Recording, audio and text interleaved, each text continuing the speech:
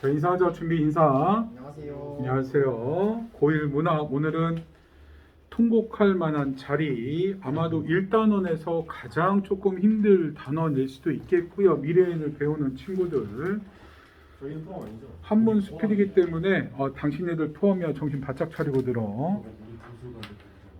예, 요거 교술 관례에 해당이 되는 거고요. 교술 관례라고 하면 우리가 수필을 교술 관례라고 그래요. 특히 수필이라 하면 자기가 체험한 걸 바탕으로 쓰는 글을 갖다가 수필이라고 하죠. 그죠? 네. 연암 박지원이 요거는 연암 박지원이 열하일기라고 그래. 중국을 여행하면서 보고 듣고 느꼈던 기행문 형식의 한문으로 쓰여진 수필이긴 한데 이 기행문을 갖다가 굳이 우리나라의 장르에 넣으면 어디에 넣어야 되냐? 기행문은 사실 꾸며낸 소설 장르도 아니잖아요. 그죠? 꾸며낸 것도 아니잖아. 그치? 그렇다고 기행문이 시도 아니잖아요. 그죠? 기행문이 극도 아니잖아. 그치? 그냥 자기가 보고 듣고 느낀 걸 갖다가 자유롭게 풀어 쓰는 글이기 때문에 얘는 수필에 해당이 된다. 특히 통곡할 만한 자리는 고전 수필, 한문 수필, 기행 수필 뭐 이렇게 얘기를 합니다. 한문을 갖다가 한글로 풀어 쓴 글이기도 하거니와 조금 우리가 보통 알고 있는 일반적인 관념과는 전혀 참신한, 전혀 다른 발상을 갖고 있는 글이기 때문에 그 참신한 발상, 글쓴이의 개성적인 표현을 갖다가 제대로 알아야지 이 지문을 분석하기가 쉽겠다. 통곡할 만한 자리 한번 가볼게요.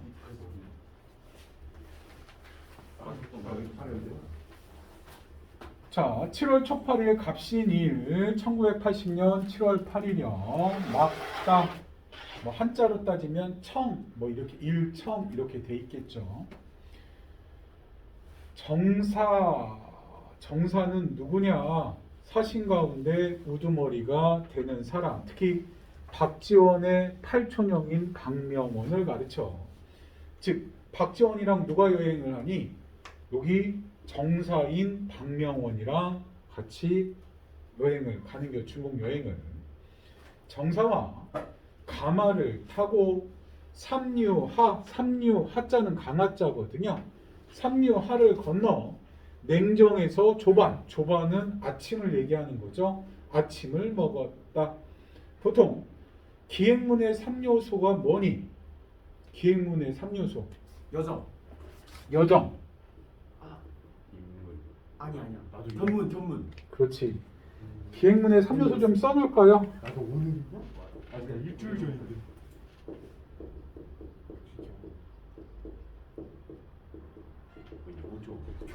여정이라고 하면 여행한 과정, 여행한 경로를 여정이라고 그래. 그럼 여정이 있으면은 여정에서 본 뭐가 있어? 보고 들은 거 있잖아. 그걸 볼 견자, 들을 문자, 견문이라고 그럽니다. 견문이 있으면 뭐가 있겠어? 감상이 있겠죠. 느낀 점이 있겠죠. 그래서 기행문의 3요소는 여정, 견문, 감상으로 이루어져 있고 지금 삼류하를 건너서 냉정에서 조반을 먹었다. 여정에 해당되는 거죠. 어디 가서 뭐 했다라는 부분. 기행문의 요소 중 여정이 드러난다. 10여리를 가다가 한 4km, 심리는 4km니까 4km를 가다가 산기슭 하나를 돌아 나가니 태복이란 놈이 갑자기 이 복자 쓰는 사람들이 있잖아요. 주로 하인의 복자를 많이 쓰더라고 옛날 때부터 보니까. 태복이란 하인 놈이 와서 갑자기 국궁을 하고는 국궁 아주 그냥 몸을 갖다가 90도 폴더 인사하는 걸 국궁이라고 그래요. 국궁을 하고는 말머리로 쫓아와서 땅에 엎드리고 큰 소리로 우리가 중요합니다. 백탑이 현신하였나이다. 현자라는 건 무슨 현자냐? 보일 현자. 한자로.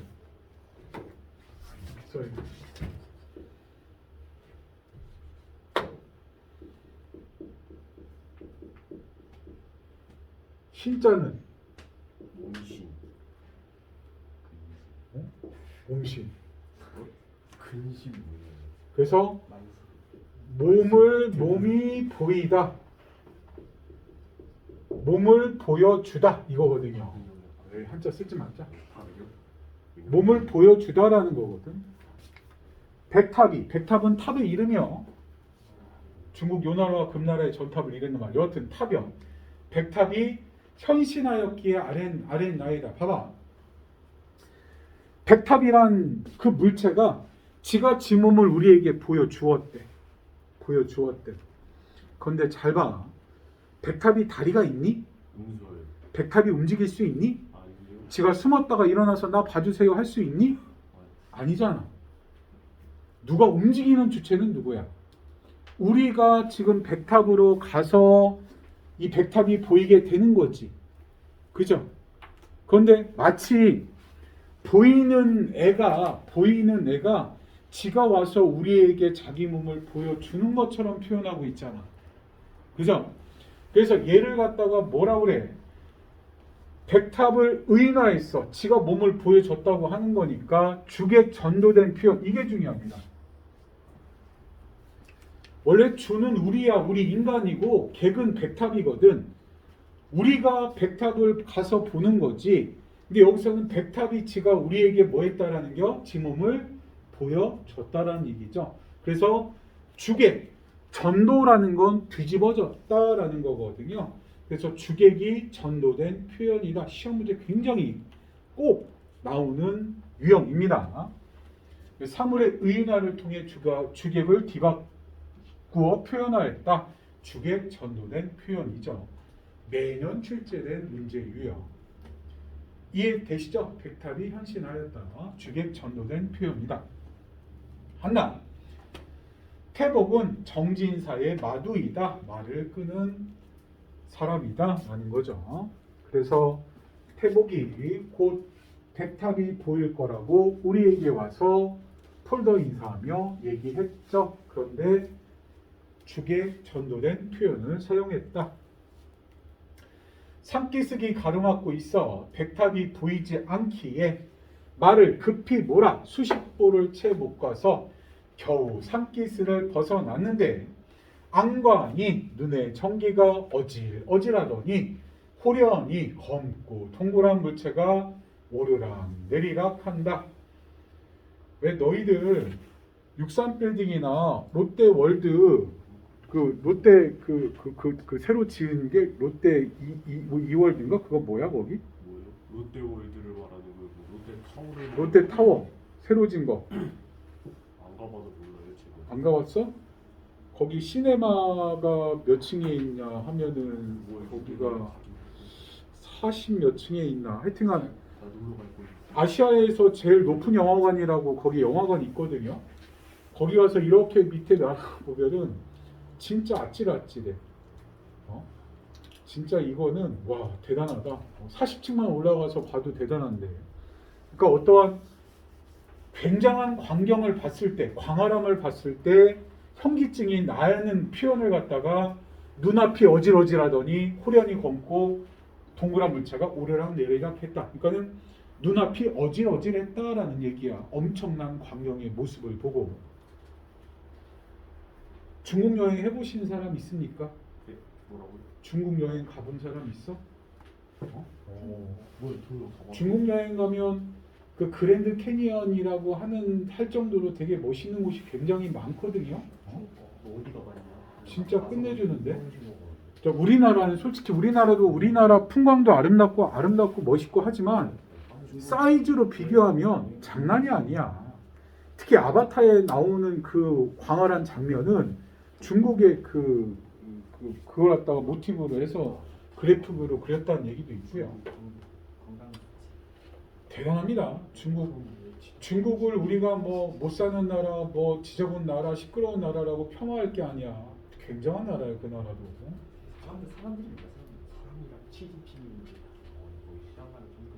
입담으로 이제야 깨달았다.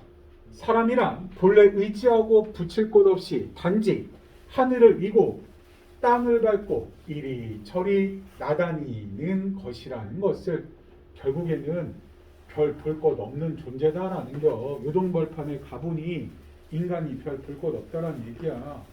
야 막말로 내가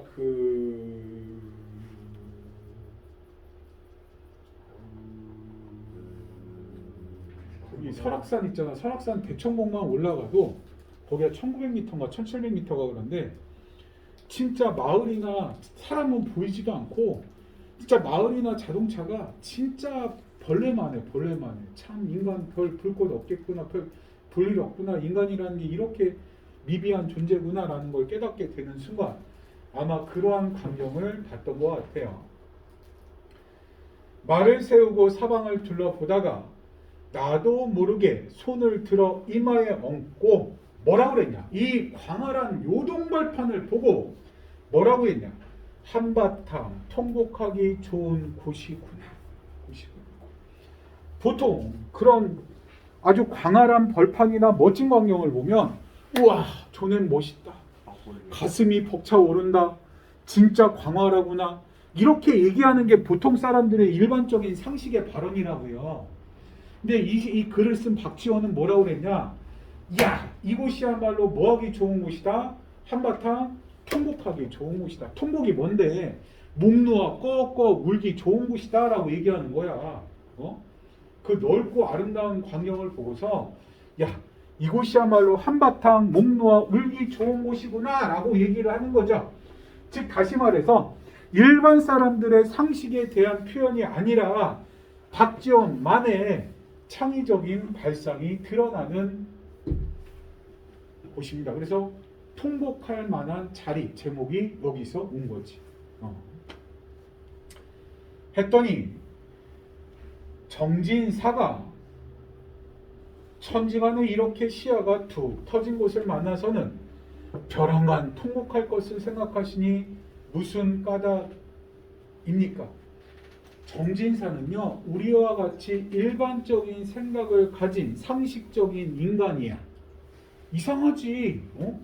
아니 왜 이런 데를 보고 감탄하기 마련인데 왜 이런 곳에 와서 한바탕 울기가 좋은 곳이냐, 왜 꺽꺽 통곡하기 좋은 곳이냐라고 나래도 물어봤겠어. 아니 왜 이렇게 좋은 데 와가지고 이 멋있는 데 와가지고 왜 이곳을 갖다가 목 놓아 울기 좋은 곳이라고 얘기합니까?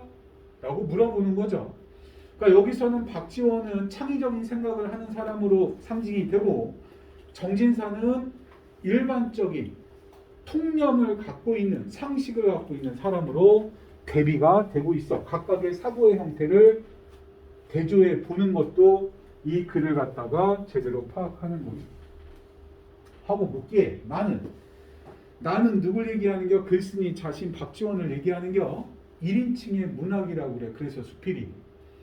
묻기에 나는 그렇긴 하나. 맞아요. 이곳은 그래 광활하고 멋있는 곳입니다.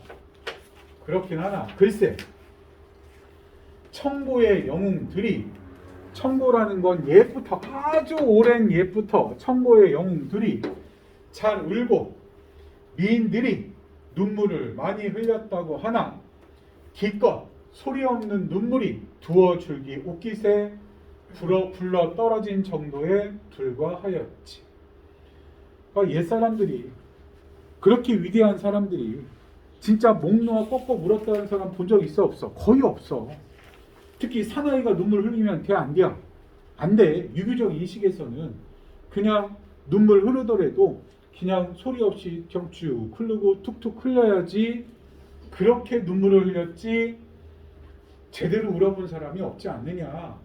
즉 이 자체가 굉장히 이 박지원이 보기에는 이렇게 우는 형태가 좋다 나쁘다 안 좋다라는 부정적 인식을 갖고 있었던 거죠. 그 울음소리가 천지 사이에 울려 퍼지고 가득 차서 마치 악기에서 나오는 소리와 같다는 얘기는 들어보지 못했네.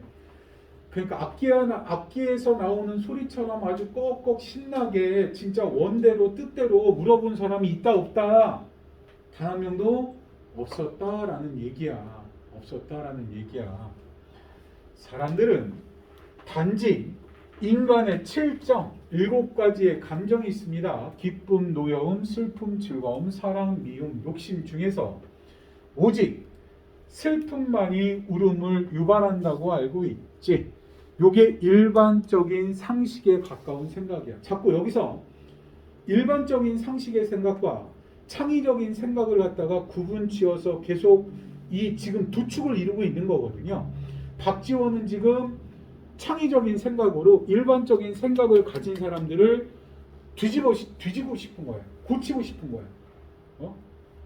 보통 사람들은 언제 눈물을 흘린대? 슬플 때. 7가지 감정 중에서 보통 사람들은 슬플 때 눈물을 흘린다고 얘기를 합니다. 유발한다고 알고 있지. 7점이 모두 울음을 자아내는 줄은 모르고 있네. 이게 박지원의 생각입니다. 박지원의 창의적인 생각. 다시 얘기하면 기쁨, 노여움, 슬픔, 즐거움, 사랑, 미움, 욕심도 다 뭐를 갖다 일으킬 수 있냐? 눈물을 나게 할 수 있다라는 얘기야. 슬픔만이 눈물을 흘리게 한다는 건 일반적인 생각이고 7점 모든 감정에서 눈물이 나올 수 있다는 건 박지원의 창의적인 생각이고. 이해돼? 그거 좀 이따 밑에 보면 뭔 말인지 알 수 있을 거예요.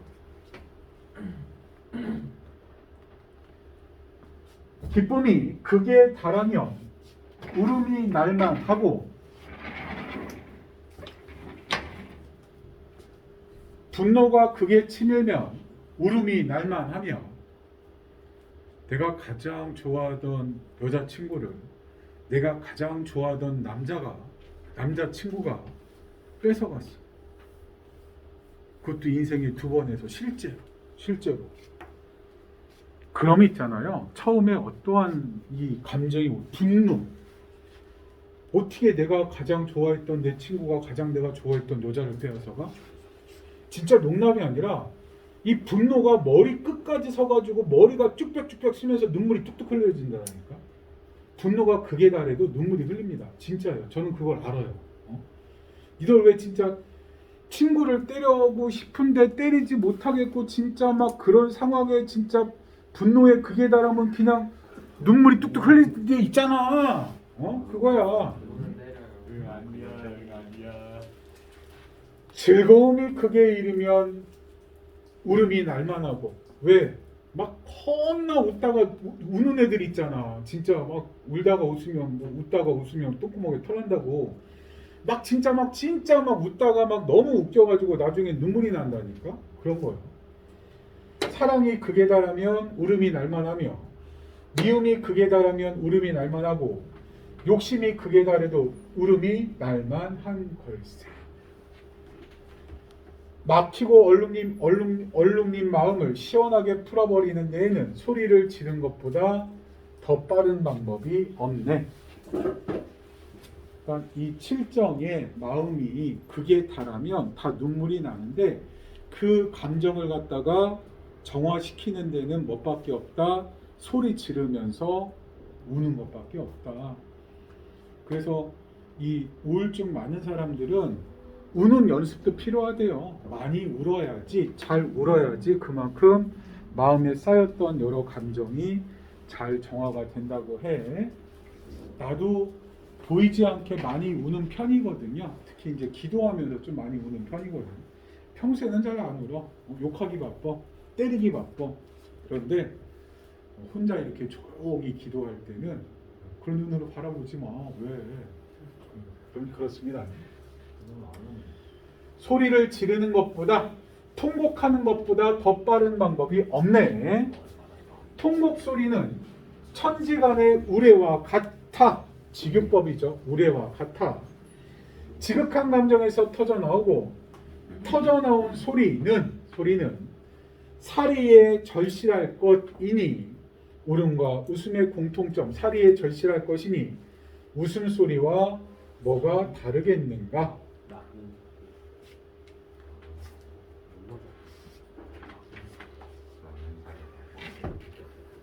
사리 맞나? 이거 사리? 뭐가요? 사리에 절실할 것이니 저도 국어 책을 봐야 알아요. 살이라는 건 보통 사람들이 생각하는 이치, 뭐 그런 거죠. 나는 다르지. 웃음소리와 뭐가 다르겠는가? 사람들이 태어나서 사정이나 형편이 이런 지극한 경우를 겪어보지 못하고 칠정을 교묘하게 배치하여 슬픔에서 울음이 나온다고 짝을 맞추어 놓았다네. 즉 울음이 슬픔에서만 나온다라고 사람들이 그렇게 만들고 그렇게 뭐 해놓은 거지, 실제로는 모든 칠정이 극에 달하면 눈물이 난다라는 거죠. 그죠? 이건 일반 사람들이 그냥 허울 좋게 만들어 놓은 이야기일 뿐이라는 얘기야. 그리하여 초상이 나서야 비로소 억지로 아이고 하는 등의 소리를 질러대지. 그 예쁜이 옛날에는요, 돌아가시면 그냥 무조건 아이고 아이고 아이고 아이고, 지금도 그래요. 사실 상가집에 가면은 다 치러봐서 알겠지만 어른들 있잖아, 진짜 눈물이 나서 슬퍼서 아이고라는 게 아니라 그냥 의무적으로 아이고 아이고 아이고를 해요. 아이고 아이고 아이고를 해요. 억지 소리를 하는 거지. 그러나 정말 칠정에서 느껴서 나오는 지극하고 진실한 통곡 소리는 천지 사이에 억누르고 참고 억제하여 감히 아무 장소에서나 터져 나오지 못하는 법이네. 한나라 때 가의 정치가 사람 이름입니다. 사람 이름. 이 사람은 통곡할 일, 눈물 지을 일, 한숨 쉴 일을 갖다가 조목조목 따져서 이때 울어야 됩니다. 이때 한숨 지어야 됩니다. 이때 눈물 져야 됩니다. 이걸 갖다가 딱딱 상황을 만들어서 상소까지 보냈던 사람이니 적당한 통곡의 자리를 얻지 못해 울음을 참다가 견뎌내지 못하고 갑자기 한나라 궁실인 선실을 향해 한바탕 길게 울부짖었으니 어찌 사람들이 놀라고 괴이하게 여기지 않을 수 있겠는가? 결국 가이라는 사람도 울을 때 웃을 때를 정해놓은 사람일지라 하더라도 이 사람도 나라의 걱정을 정말 진짜 극에 달하다 하다 보니까 통곡이 그냥 자기도 모르게 나와 버리게 됐다라는 얘기죠. 됐다라는 얘기지. 결국 이 가이라는 사람마저도 야, 우는 거 정해져 있어, 한숨 지는 거 정해져 있어, 이런 사람조차도 어떠한 나라에 대한 걱정이 극에 다르니 그러한 상황과 구분 없이 그냥 뭐 했다라는 겨? 통곡하고 울어버렸다라는 얘기지. 울어버렸다라는 얘기죠. 사람이 칠정이 극에 달하면 울게 된다라는 걸 한나라 가이의 사례를 들어서 예를 들어서 이야기하고 있죠. 하니 정진사는 지금 여기 울기 좋은 장소가 저토록 넓으니 나 또한 그대를 쫓아 한바탕 울어야 마땅하겠는데 칠정 가운데 어느 정에 감동받아 울어야 할지 모르겠습니다. 좋아. 그래, 이제 왜 여기서 울어야 되냐? 여기가 왜 통곡할 만한 자리인지에 대해서는 인정을 하겠어. 그러면 지금 이 자리에서 내가 어떤 감정에 통곡하며 울어야 되겠습니까? 정진사가 묻는 거죠. 하기에 나는 그건 갓난아기에게 물어보시게. 뒤에 나오지만 갓난아기는요, 엄마의 자궁 속에 있다가 태 속에 있다가, 엄마의 자궁이나 태는 우리나라를 비유적으로 표현한 거고, 바깥으로 나왔잖아요. 바깥으로 나왔잖아. 이 넓은 세상은 쉽게 얘기하면 중국의 요동벌판을 얘기하는 거예요. 아기가 엄마 뱃속에서 세상으로 나올 때 울었던 것처럼 지금 한국이란 되게 좁은, 조선 땅이란 되게 좁은 땅에서 요동벌판이 쫙 퍼지잖아요. 그죠? 거기서부터 이제 내가 뭐 한 거야? 갓난아기처럼 세상으로, 넓은 세상으로 나왔기 때문에 갓난아기의 울음과 동일시되는 울음을 울으면 된다라고 얘기를 하는 거예요. 씨발놈들 수가. 볼게요.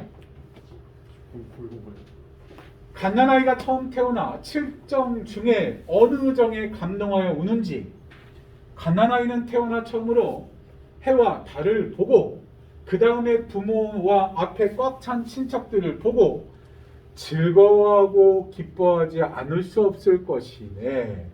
즉 갓난아이의 울음은요 뭐와 관련이 있어? 기쁨과 즐거움에 관련이 있다라는 거죠. 희자가 즐거울 희, 기쁠 희자, 즐거울 낙자니까.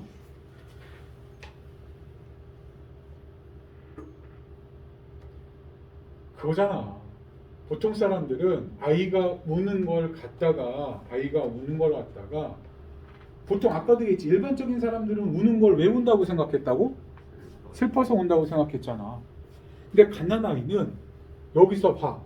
처음으로 해와 달과 보고 부모도 보고 친척들을 봐서 뭐 해서 기쁘고 즐거워서 운다고 생각하는 거잖아. 이 자체가 박지원의 생각이고 창의적인 생각이라고. 오케이?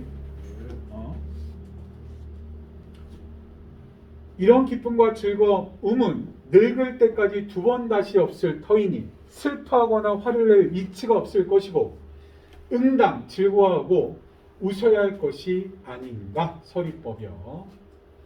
그런데도 도리어 한없이 울어대고 분노와 한이 가슴에 꽉 찬 듯이 행동을 한 tes단 말이야. 이를 두고 신성하게 태어나거나 어리석고 평범하게 태어나거나 간에 사람은 모두 죽게 되어 있고 살아서는 허물과 걱정 무심을 백방으로 겪게 되므로 갓난아이는 자신이 태어난 것을 후회하여 먼저 울어서 자신을 위로하는 것이라고 한다면 이게 일반 사람들이 가진 상식이란 얘기야. 일반 사람들은 왜 갓난아이가 운다고 생각을 하냐? 결국에는 모두 죽게 돼 있어. 살면서는 근심 걱정하게 돼 있고 결국 그래서 갓난아이는 태어날 때 그런 것이 후회스러워서 슬퍼서 운다고 생각하는 게 일반적인 사람들의 생각이라고 그랬어. 박지원은 왜 운다고? 기쁘고 즐거워서 운다고 얘기했고 이해돼? 이는 이렇게 얘기를 한다면 이렇게 일반적인 사람들이 생각을 하고 있는데 이는 이렇게 생각하는 것은 갓난아이의 본 마음을 참으로 이해하지 못해서 하는 말일세. 이해되시죠? 요 지문이 지금 그렇게 쉬운 지문은 아니야. 쉬운 지문은 아니야. 볼게요. 갓난아이가 어머니 태중에 있을 동안에 엄마 뱃속에 있을 동안에 캄캄하고 막히고 좁은 곳에서 웅크리고 부대끼다가 넓은 곳으로 빠져나와 손과 발을 펴서 기지개를 켜고 마음과 생각이 확 트이게 되니 어찌 참 소리를 질러 억눌렸던 정을 다 크게 씻어내지 않을 수 있겠는가. 결국에는 갓난아이는 야 기지개도 켜 이 어두운 곳에서 이제 넓은 바깥으로 나가게 되니까 마음과 생각이 확 트이게 돼. 우와 초낸 기쁘다 즐겁다 이거죠. 그죠? 이게 바로 박지원의 창의적인 생각이란 얘기지. 즉 아까 물었지. 그러면 이 요동 벌판에 와서 통곡할 만한 자리라고 그랬는데 곡하면서 울어야 될 자리라고 그랬는데 칠정 중에 뭐에 기반해서 우리가 울어야 됩니까? 라고 하니까 박지원이 뭐라고 그랬다고? 갓난아이에게서 갓난아기의 울음에서 그 답을 찾아봐. 갓난아이는 왜 울겠냐? 이거죠. 그죠? 근데 일반 사람들은 갓난아이가 이 세상에 태어나서 걱정무심해야 되고 죽을 때까지 힘들어야 되니까 그것을 후회하며 슬픈 눈물을 흘린다고 생각하는데 그건 잘못된 생각이라는 거지. 그지? 결국 부모를 만나고 친척을 만나고 그 어두운 곳에서 밝고 넓은 곳으로 나오다 보니까 그만큼 기지개를 펴고 기쁜 마음과 즐거운 마음으로 운다는 얘기잖아. 그죠? 그럼 결국에는 이 통곡할 만한 자리, 칠정 중에서 어떤 감정에 기반해서 울어야 된다는 겨? 기쁨과 즐거움이 되겠죠. 기쁨과 즐거움이 되겠죠. 갓난아이가 그 두 개 때문에 운 것처럼.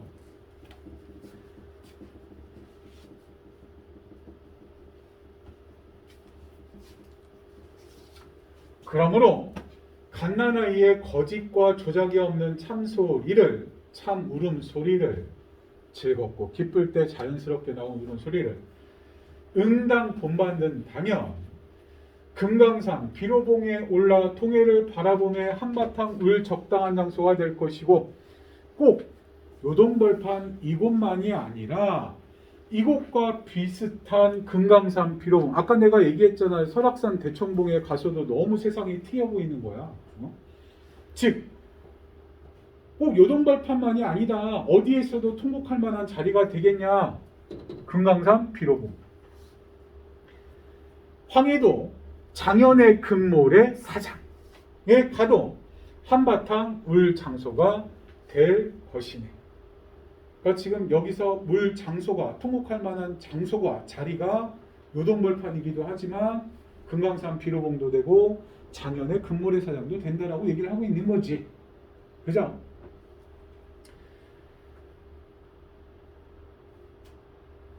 지금 요동벌판에 임해서 여기부터 산해강까지 1200리가 도무지 사방에 한 점의 산이라고는 없이 하늘 끝과 땅 끝이 마치 악교로 붙인 듯 실로 꿰맨 듯하고 고금에 비와 구름만이, 고금 옛부터 내리는 비와 구름만이 창창하니 여기가 바로 한바탕 울어볼 장소가 아닌가. 야, 이렇게 아주 그냥 요동벌판은요 1200리가 점 하나도 없대. 그냥 쫙 펼쳐져 있는데 하늘이랑 땅은 아주 본드로 붙여놓은 것처럼 딱 그냥 붙여 있고 점 하나의 산도 없고 비와 구름만이 그냥 창창하게 있으니 얼마나 멋있겠어. 이곳이야말로 뭐 할 곳이다? 통곡할 만한 자리이다 라고 얘기를 하고 있는 거죠. 한낮에는 매우 더웠다.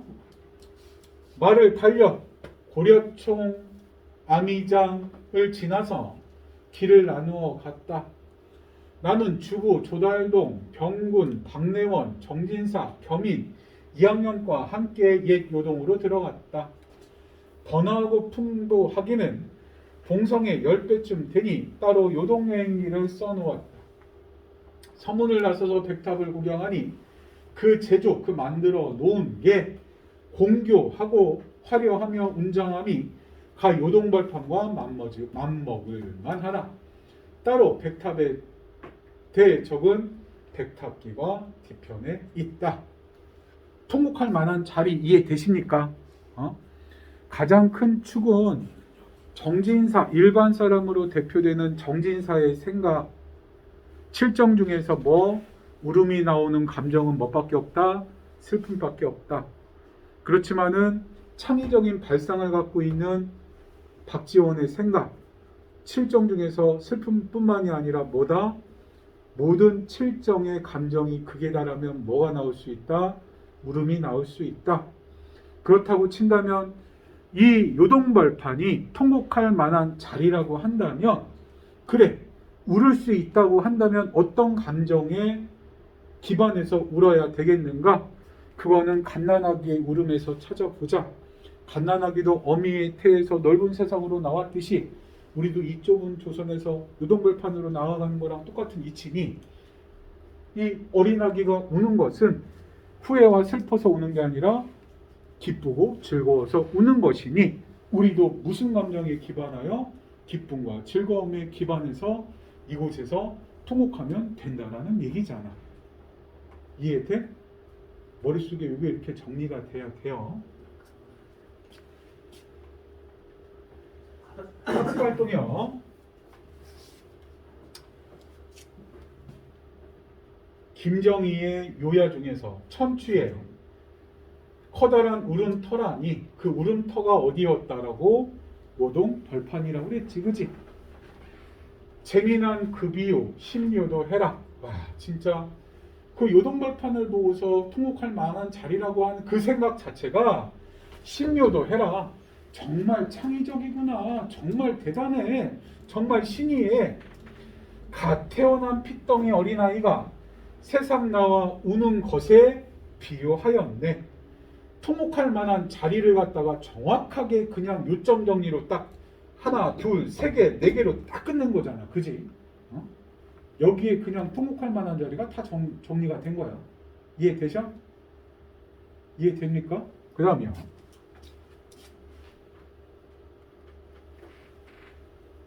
그거 할 시간 돼요? 됩니다. 뭐 길게 아니야. 반통에 무려. 이게 5분 하면 된다고? 나이 덕에요. 나이 덕에 반통의 물이라는 수필이고 이것도 똑같이 일단은 교술 갈래야 통곡할 만한 자리도 수필이고 얘도 수필이고 그래서 자기가 평소에 느꼈던 감정을 갖다가 자유롭게 쓴 나이 덕의 반통의 물이라는 수필을 한번 볼게요. 되게 따뜻한 수필입니다. 물통을 들고 걸을 때마다 생각나는 사람이 있다. 우리 집에서 가까운 텃밭을 일구시는 어떤 할아버지인데 물을 주러 가시는 모습을 몇 번 본 적이 있다. 그 할아버지는 몸 반쪽이 마비되어 걷는 게 그리 자유롭지 못하시다. 성한 한쪽 팔로 물통을 들고 걸어가시는 모습은 거의 몸부림에 가까우면서도 이상한 평화 같은 걸 느끼게 한다. 아무래도 뭐 풍이 오셔가지고 뇌경색이 오셔가지고 한쪽이 이렇게 마비가 되는 노인분들 굉장히 많으시거든요. 그럼에도 그 불편한 몸을 이끌고서 텃밭에 물을 주기 위해서 매일 물통을 들고서 뒤뚱뒤뚱거리며 갔다라는 얘기죠. 절뚝절뚝 몸이 심하게 흔들 때마다 물은 찰랑거리면서 그의 낡은 바지를 적시고 길 위에 쏟아져 결국 반통도 채 남지 않게 된다. 그렇게 몇 번씩 오가는 걸 아는 때로는 끌듯이 지나가는 발소리로 듣기도 하고 때로는 마른 길 위에 휘청휘청 내고 간 젖은 길을 보고 알기도 한다. 그러니까 눈으로 보이지 않을 때는 귀로 들으면서 귀로 못 듣고 그냥 눈으로 이런 길에 물을 흘리면서 이렇게 가셨겠구나라는 걸 깨달은 거죠. 그 젖은 길을 이내 말라버리곤 했지만 나는 그 길보다 더 아름답고 빛나는 길을 별로 보지 못했다. 그리고 나는 어느 날부터인가 나 역시 그 밭의 채소들처럼 아버지의 발소리를 기다리게 되었다. 할아버지의 발소리를 기다리게 되었다. 반통의 물을 잃어버린 그 발소리를. 진짜 그런 말이 있어요. 농작물은요 주인의 발소리를 듣고 큰대. 농작물은 얼마나 그 주인이 그 텃밭에 가서 애정을 쏘느냐에 따라서 크더라고요. 나도 시골에 텃밭에 여름에 비 안 올 때 있잖아. 물 주는 게 매일 그 조로라고 그래. 조로에 두 통을 갖다가 50번에서 70번을 왔다 갔다 해야지 그 텃밭에 물을 다 주거든요. 근데 그게 너무 힘든 거야. 2시간씩을 해야 돼. 그 뜨거운데. 그게 내 텃밭에 그 고추에 대해서, 호박에 대해서, 오이에 대해서, 가지에 대해서 애정이 없으면 사실 그거 사 먹으면 얼마 안 되거든요. 마트에 가면 그냥 돈 몇만 원 주면 그냥 한 달 사 먹거든. 그러니까 그거에 대한 그 생명체, 내가 키운다라는 생명체에 대한 애정이 있으니까 일주일이든 2주일이든 계속 비 안 올 때가 왔고 내가 그렇게 물을 주는 게. 물통을 나르다가 문득 이런 생각이 들곤 한다. 내가 10번 오가야 할 것을 그 할아버지는 20번 오가야 할 것이지만 내가 이 채소들을 키우는 일도 그 할아버지와 크게 다르지 않은 어떤 안간 힘 때문은 아닐까. 몸에 피가 돌지 않은 것처럼 문득 마음 한쪽이 굳어져 가는 걸 느끼면서 절뚝거리면서 그러면서도 남은 반통의 물을 살아있는 것들에게 쏟아붓고 싶은 마음, 그런 게 아니었을까. 뭐 수필 자체는 그리 어려운 내용은 아닙니다. 이렇게 해서 통곡할 만한 자리까지 배웠습니다. 인사하고 마칠게요. 준비 인사. 감사합니다. 네, 앉아 가세요.